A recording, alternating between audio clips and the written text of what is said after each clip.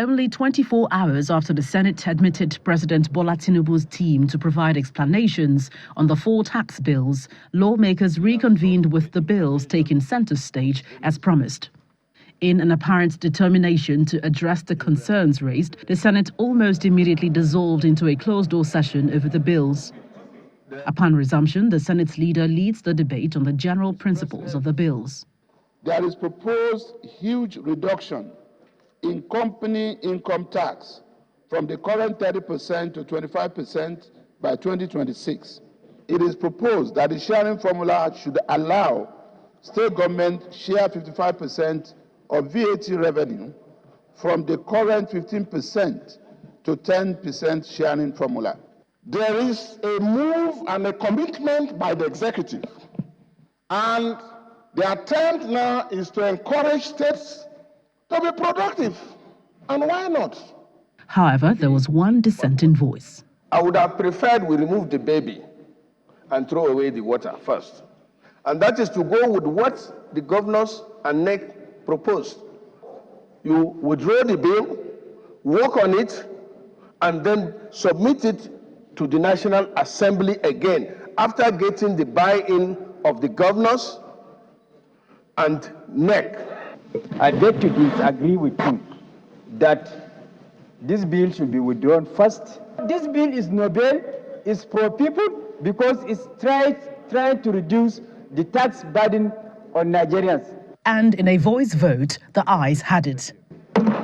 Distinguished colleagues, the 4 bills read so far are now referred to the Senate Committees on Finance for further legislative actions and revert to this August Assembly on or before 6 weeks. Meanwhile, the House of Representatives will hold a special session on the tax reform bills next week, Tuesday. Please do consult as you go on this weekend. Come back with more robust idea and debate as we look into this matter finally on Tuesday. I wish you happy deliberation and consultation. With the bills back on the front burner, all eyes are now on the public hearing stage where the bills will face further scrutiny and debate. In a separate matter, the Senate suspends its rules to admit family of the late Senate President, Senator Joseph Wires, to commence a valedictory session in his honor. Some members of the House of Representatives also joined the senators during the session. Distinguished Senator Joseph Wires was born in Basang, Obodo, Cross River State, on 24th May 1941. He was Commissioner for Transport, Southeastern State, now Akwa Ibom and Cross River States, from 1972 to 1974. And on this note, I must say adieu, my predecessor. May your soul rest in perfect peace. A minute's silence is observed before the Senate adjourns to pay their final respects to the late patriot. From the National Assembly, Gloria Umezuke, Channels Television News.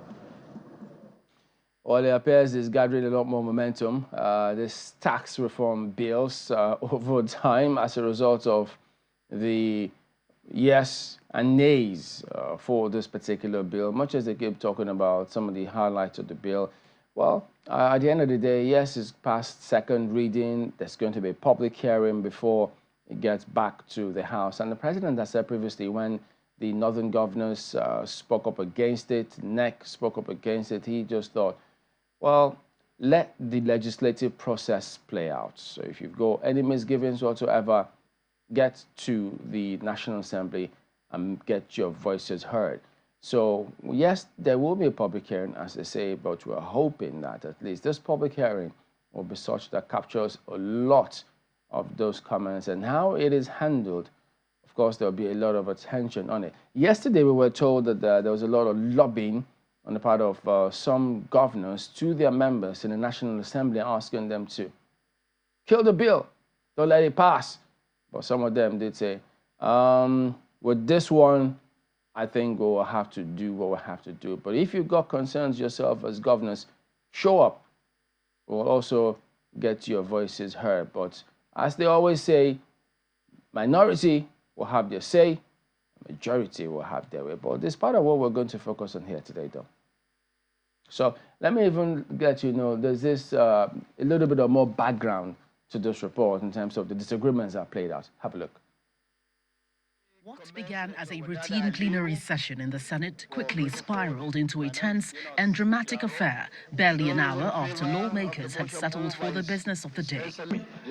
The session, initially scheduled to address items listed on the order paper, took an unexpected turn when the Deputy Senate President, Senator Barao Jibrin, made an announcement to suspend its rules. In conjunction with the leadership, decided to invite the chairman of FRRS and experts in tax laws to come down here to brief us about the tax bill. Let consultants tell us what is there. Let the crafters of the bill, that is FRS, tell us about the bill. We want to make it as open as possible. The move sparked immediate protests from some senators who raised strong objections. I don't see anywhere whereby the senators should allow these people to come here and make the kind of interactions they so want. Committees of the Senate and Appropriation can invite for the interaction of this manner, no, but not the Senate in session. Visibly agitated, another senator reacted with an outburst. We should not in any way try to use the position of the Senate, because the order paper is clear and we have been doing this. I have no problem having them to come here and explain whatever. We have been doing that, but we follow known procedures. It is not a matter that you just come and tell us after we are doing business of the day. Mr. President, you can have your way, but I will have my say. Please, I beg you in the name of God, in the name of God, this matter is very, very important to not only us, but Nigerians that we represent. And we swear by Bible and Holy Quran that will represent the interests of the people. And that you have made your point. Can I respond to you? You can rule me out of order. Let me respond. Let me respond to you. Please. We are not here for rhetorics. We are acting on fact. Excuse me. Order, please. Order, please. The Senate shall by resolution regulate its procedure. This is what we have just done. This is the resolution that was just passed. You needed to have known what we have done. I therefore rule you out of order. At the height of the disagreement, the aggrieved senators attempted a walkout in protest, but rescinded their decision after interventions. Minutes after, Senator Ali Ndume demanded an apology from the Deputy Senate President. You called what I just mentioned on the point of order that I raised. You sitting there to say it's rhetorics. I think it's very unfortunate and you should apologize. I don't think the word rhetorics is a negative word. It's not an offense. Nobody used that against you. In the context it was used, it wasn't used against you. It was a general statement. I therefore rule out of order. The presidential team were then given the floor. Nigeria is taxing its poorest people. We are taxing poverty. And it's not showing our tax collection because we have more than 60 official taxes and levies. Unofficially, those taxes and levies are more than 200. We believe it's time to address that problem. If we do not do these reforms now, then when should we do it? At the end of the explanations, the lawmakers declined to ask questions. The Senate has decided to invite the tax reform team on Thursday to further engage with prepared questions to clarify aspects of the reforms before a final resolution is taken. From the National Assembly, Gloria Umezoke, Channels Television News. Perhaps one of the challenges here, Chamberlain and Kayla, is for those who may not have really looked at the even the letters of the law. We can leave the spirit of the law for now. And there are some highlights that have been pushed out. And even you, Chamberlain, have had to, at some point, put up some statistics for some people to even see what some of these elements are. Part of the promise is, as we have been told, 55% of some tax is going to go more to the states as opposed to the federal. People who earn between 50 and 70,000 naira will no longer pay, some kinds of taxes. And the same have been argued, on the floor of the both houses right there. The question that I'm just asking is, what really is the reason that anyone would be having issues with the laws coming into force? I think it's only a matter of time, really, if you ask me, because maybe some other elements that might be important is to even ask the private sector what angles of these laws are beneficial or not beneficial to them. There are those who say that it's the rich that is being taxed, and it is only natural for anyone who feels that he's going to lose some money to raise some issues. And if there's anything to be said for this bill, it's the fact that the National Assembly, a room full of politicians, are more for the process than against it. And even in the House of Representatives, the same thing. So I'm really very curious to understand it and why the reasons for the opposition. Another thing that might be added is, okay, have we even done any kind of poll? This is one of the things, Kayla and Chemelin, that I would expect a National Assembly to go out and do. Look, find out from the people you are representing in your various localities. What do they think of these bills? No skewed opinions or positions here. Let the facts be presented to the people, and let the people make up their minds whether this is one thing that is good for them or that is not good for them. Anyone who is earning good money should be interested in a pro-Nigeria initiative. For me, I mean, being away and coming back from this, rest, I'm just, the question, the position that I'm coming back with is, and I'm asking myself, how many people, how many of us are pro-Nigeria? We love Nigeria, and that's it. So what do you love about Nigeria? What are the issues that you have with your country? And what would you do to make it better? If this is one of those ways to go, I'm just wondering, it's just questions that I'm asking. Maybe if we understand the other side, Kayla, maybe we would have a better understanding, right? The thing about this is, as it goes to, it is where it's supposed to be, where they'll lobby and see how they can get those bills passed. But the quality of the debate is another matter, which lots of people like to see. The process and how it all pans out. But I also do think that they shouldn't be prejudiced about it. Have an open mind. Ideas have got to contend. I know it's politics where majority will always have their way, as it were, but all of those things should be distilled. So 4 of those bills before them, the public hearing, a lot of people are looking forward to that one now, I can tell you. The derivation bit, that caveat, I think when we start off the conversation, we started it yesterday, we talked about it, that derivation bit that the governors have issue with. You see, I'm believing that when that public hearing happens, we will actually now see these governors be more vehement about it. Because listening to Senator Ali Ndume, you can tell that he has been spoken to by his governor, and he's saying, look, withdraw it first. And that's where the contention is. The president doesn't want it withdrawn. He said, let it go through the process. The process is ongoing. And we heard from our guest here yesterday, he said even his governor tried to get him to speak up against it, but they disagreed with their governor in that regard. That bit about derivation, why the subnationals are so vehemently against it is one that will be, behind a lot of the conversations that we're going to have. Yeah. And our guest will be giving us more details on that in a bit. But, the tax reform bills, 4 of them, they all have the potential to help. At least that's what we're hearing from Mr. Taiwo. You should just look at the bill. Yes. Look at the details. What are the talking points and what are the issues that they may be having with that bill? And our guest has joined us right now. Just a minute. People should read. Just a minute. There are 4 of those bills before the House. So don't forget that. So they should look at each component of those bills. I think that they should focus on. Yes, they're going to debate it clause by clause. Well, it depends on how it goes.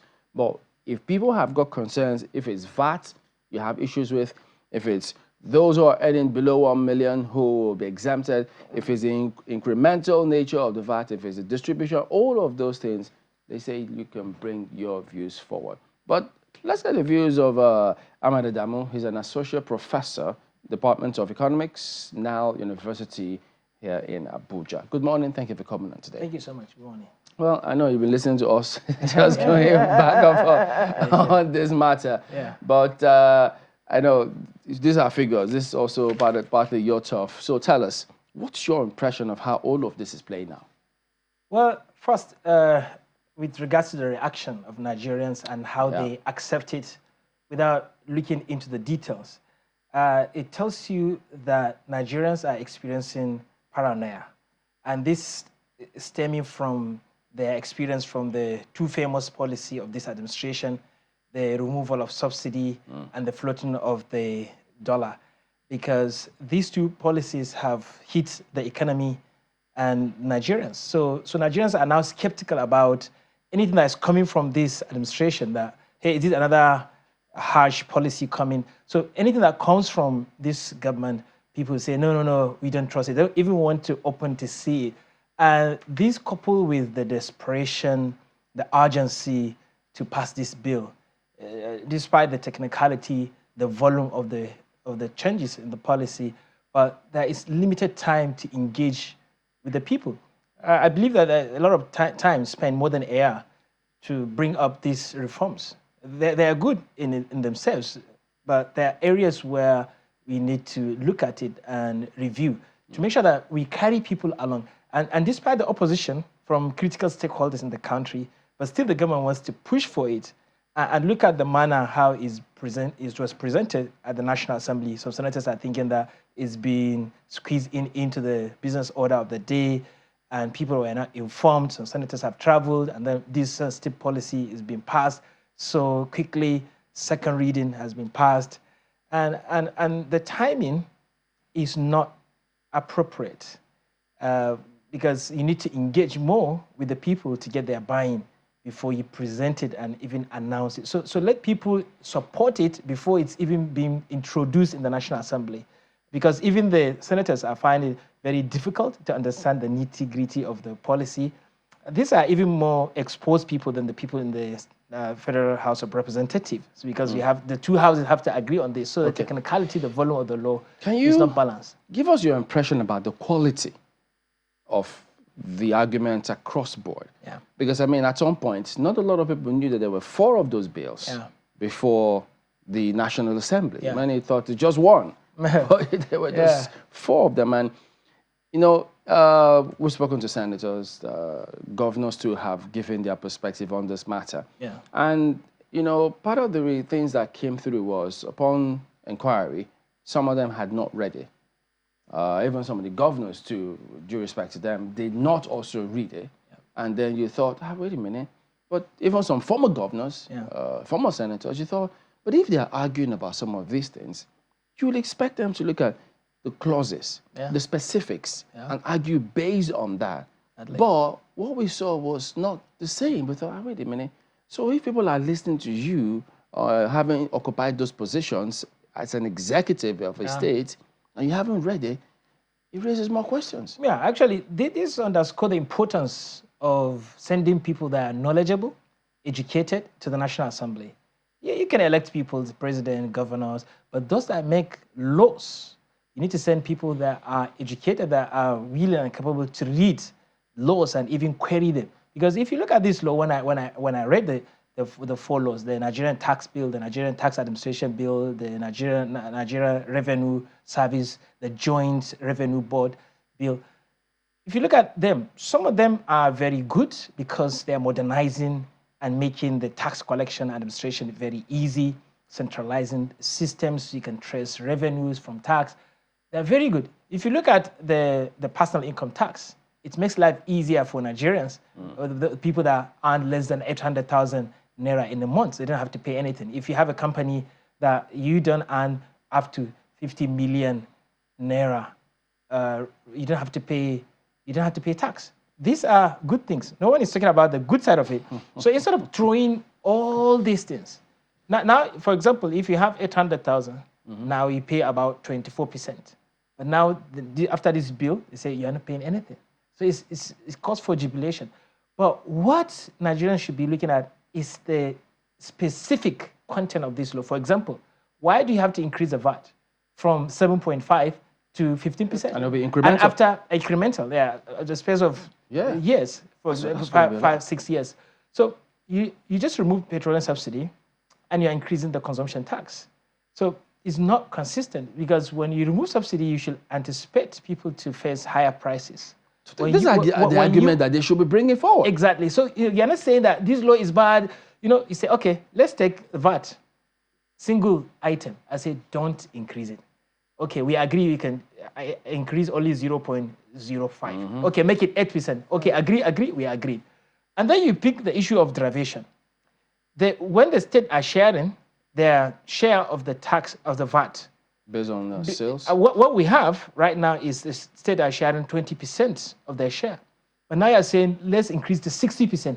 No. Instead of 60%, can we make it like 25%, 30%? We understand your argument. Your argument is that the headquarters, the big companies, they file their tax collection in the big cities. The big cities take away the major part of the revenue, even though the consumption took place in other small states. So now what this law is saying, lest the tax revenue be credited to where the consumption taken place, where it has taken place. So this will give small states benefit from the consumption that happened in their state, even though they didn't have the headquarters of these big companies. So for example, if you have a beverages company, let's say Coca-Cola, producing in Lagos, and when they send their product, maybe 20 trucks to maybe their dealer in Kano, that Kano state dealer can supply information how many crates of Coca-Cola he has sent to Katsina, to Jigawa. And based on this, then we can conclude these are the Coca-Cola bottles that are consumed in Katsina. So that when they are filing in Lagos, so now we take this revenue back to Katsina. Unlike what's happening now, whatever produced in Lagos by Coca-Cola is going to Lagos State. So that there is imbalance, there is no fairness in the current system. But this open system for fairness, though you can have to ask, then how do you trace every consumption? Exactly, because that is how do we trace every single one? How do you trace? So for Coca-Cola, maybe you can do that. For telecommunication, perhaps you know where the call's coming from. Yeah, but there are other consumptions that you cannot trace.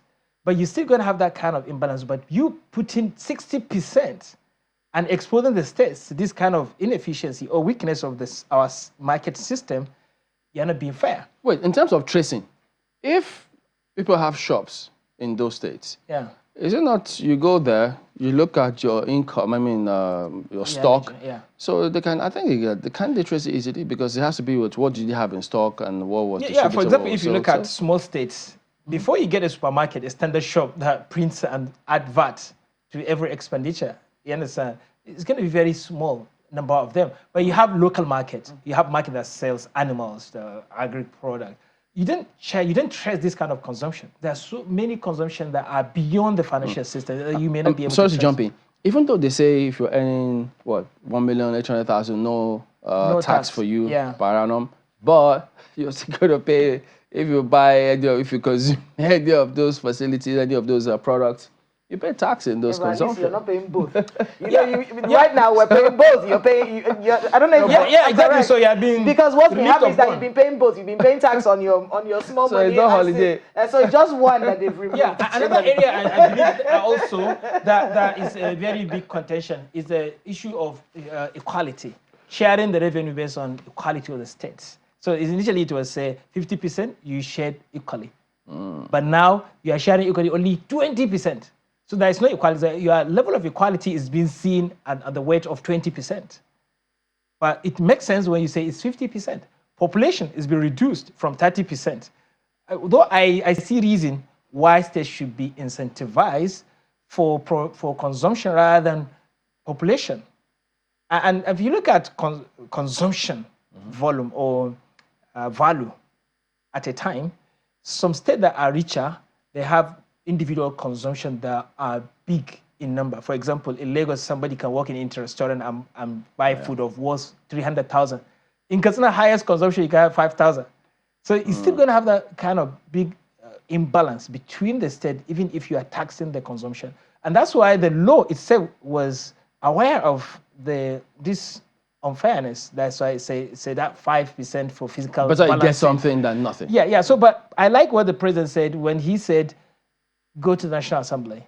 If you have issue, go to the National Assembly. The National Assembly, after this second reading, this opportunity for Nigerians to now query and ask their senators, this is what we want. Yeah, we look at this. Let's have town hall meetings. Let's have engagement, media. So educate people first, and then senators engage with them. I understand the president may not be popular. He was not voted by the majority of Nigerians. So any policies that he brings, people would like to oppose it without looking into it. But I believe that we have so many common ground. There are so many things that we share in common in this policy that let's look at this common ground. Even the governors now, they're showing concern about what's going to happen. What's going to be our power? Can we still collect the consumption tax? What's happened when we have this big company that's coming to us, state collecting revenue? What happened to us? Ayo. Q Chamberlain, one of the things that interests me in this conversation so far, and I'm glad that Chamberlain mentioned it, the fact that some people haven't really looked at the letters. The question that I'm asking you, sir, is the level of communication, the level of not awareness, but education, enlightenment that have gone into this. Do you see it as being anywhere near sufficient? Or do you think that this is just politics, quote unquote, attacking these initiatives? Yeah, I think the opposition on this law has already highlighted the weaknesses of the communication strategy of this law. If the consultant has spent 1 year drafting this law, and I believe they need more time for communication, for engagement, especially when this policy has far-reaching consequences with our laws, with our way of lives, with even physical balances among states. So it requires just beyond the retreat. I heard that they met with the governors, they met with the senators, but they also need the buy-in of the people. Apart from the critical stakeholders, you need the popular support from the people. So that will have to also mean telling stories, capturing the vision of the people, so that people will understand the destination where they are going for, and then trace back to where we are and what we need to do now, and then allowing people to bring their inputs before it's even introduced to the National Assembly. So it makes it like a people plan, like a people bill. But because if you look at the sophistication of the bill, people will be worried that they might be endorsing something that they might regret later. So it requires more time for the engagement than it has taken them to even draft the law. Yeah. Well, I listening to Honorable Ben Kalu earlier, he was talking to the people in the audience, that he was wishing them happy deliberation. He was asking them to go for consultations.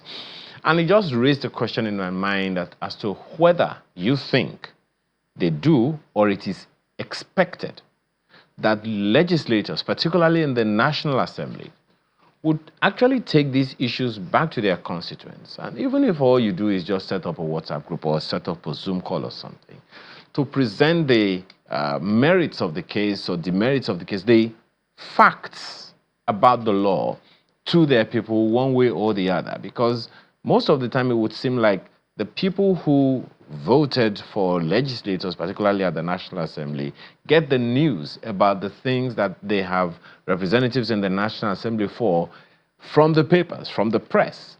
So do you see a need for the legislators themselves to take these cases to their people and get their buy-in? Because whenever opposition comes from the legislators, and as Chamberlain has highlighted, a good number of them may not have seen the benefits of this law. In fact, it's so easy to get these things done. A simple Google search will tell you, okay, these are the highlights of this law.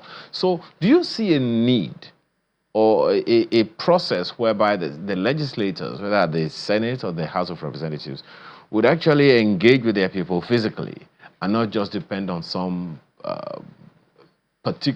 political or personal interests, because that is what it will look like to some people?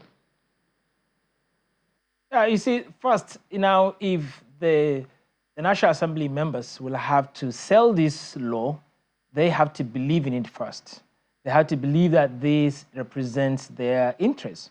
So this is the gap first. So the people that are supposed to go and engage with the people don't believe in it. And that's why the governors are now going to meet with the senators now and see what opinion are they going to come up with. But that's why that's the beauty of democracy, because now at this level, public hearings will be hard and people will be engaged. The committee now will be hearing and inputting the opinion of the people into this bill. So this is a very perfect opportunity for Nigerians. But the senators have to believe in it. They have to go and start educating people about it. They have to understand it first and then accept it and then present it in a way that it will be accepted and people to even give their input. So this is where we need to engage with stakeholders, the traditional, the religious, and the politicians as well, so that they can take this further down to the people, because these things need to be amended before it can be presented at the National Assembly, because the two chambers, they have to have concurrence. They have to believe that two of them, they harmonize on the stand of this law. And I know the president will not just sit back. It's something I know he's very passionate about. He wants to push for it. He wants to engage and mobilize the politicians to help him do that. But Back on something that you said earlier, my apologies if you don't mind. So, you don't think that the legislators believe in these bills?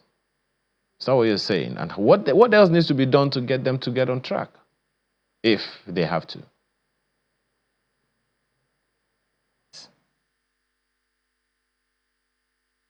Are you with me? Yeah.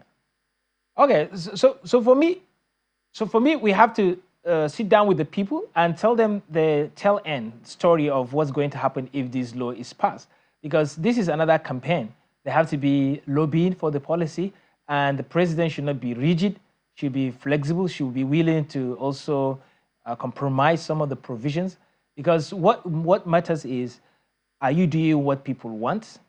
As a leader, you don't do what you want, even though it makes sense to you, but you don't force it to people. Your job is to create the vision and communicate the vision so that you get the buy-in of the people. It does not make sense if the president bringing policies and implementing those policies, the people will not accept it. We understand that the removal of subsidy, it was not the popular choice of Nigerians. The president have done that at the Eagle Square. Nigerians had no choice. They gave him the benefit of the doubt. But with this policy, Nigerians, I think they have a voice. They can stand on the way to stopping this law. They will do everything possible to stop it if they don't believe in it. So it's the job of the politicians, the president, now to communicate, come down to the people level and educate them why he's doing it. This is not personal. You're doing it for the people. If people don't want it, let them have their way. Well, just one more thing for me, and that part is not written in this bill. And that's the part where all of this monies, this tax adjustments, people who are administering this tax, if you misuse this tax money, I think there should be some sort of really strong emphasis on us not taking it lightly with anyone who misuses public funds. Because we can't be sweating about this tax, this bill, you're paying this, you're paying that, and at the end of the day, you hear some politicians are stealing this humongous amount of money. Look, something needs to be done about some of this, and something more, a lot more than we've seen. Yeah. I mean, I heard you talk about rigidity on the side of the president. The rigidity on the side of the governors also has to be addressed, because they cannot stand and say, no, we cannot shift on this, because that's something that we're going to be seeing unfold in the next few days, Yeah. Before I come to that, what you said about the confidence that people have in the leadership. Yeah. So you want me to give more tax, exactly, and you want me to accept tax reform, but what benefit am I getting from the government? Absolutely. Now, we've seen cases of even former governors being accused of corruptions, hundreds of billions, and people will say, you are collecting more tax from me. Am I incentivizing more corruption? What happens? What's the marginal cost and the marginal benefit of government? People will weigh all the benefit they get compared to what they are being taxed. So people want to see what's on ground. There's a lot of borrowing in the country, more than 100 trillions of debt. And you have local revenue generating agency surpassing their limit. So why will the government have to keep borrowing? And now why will the government has to have this kind of bogus and big budget? So why won't the government stay within its limits, what we can generate, instead of taxing people? Because revenue comes with the burden. Yeah. Because when you increase revenue of government, it comes with burden on the society, and it hurts the economy. The government might say, okay, we can still borrow because our borrowing is not up to 50% of GDP, but it hurts the micro economy, because if you look at the inflation exchange rate, it's hurting the economy at micro level. And that what should concern the federal government. So what the government should be focusing now is not increasing revenue, but spending the money where it's appropriate. The government may have to solve all the problems at once. Fixing one big problem or important problem or significant problem will solve all other problems. And for the rigidity, both sides have to be flexible, have to be willing to come and meet somewhere, so that both sides will understand one another. So we're all not doing this for personal gain. It's not win or I defeated him. It's what's good for the country. So the common interest is the country, is the people. And that's what we share in common. Yeah. And if we have this common goal, then we can meet somewhere. Yeah, and the only one that should stay rigid is the law against anyone who steals these public funds. That's our hard-earned money. We're very rigid with that kind of person or those kinds of people, as a matter of fact. Always a pleasure to have you on. Thank you so much. Thank you for coming on today. Ahmed Adamu is an associate professor of economics, Nile University of Nigeria here in Abuja.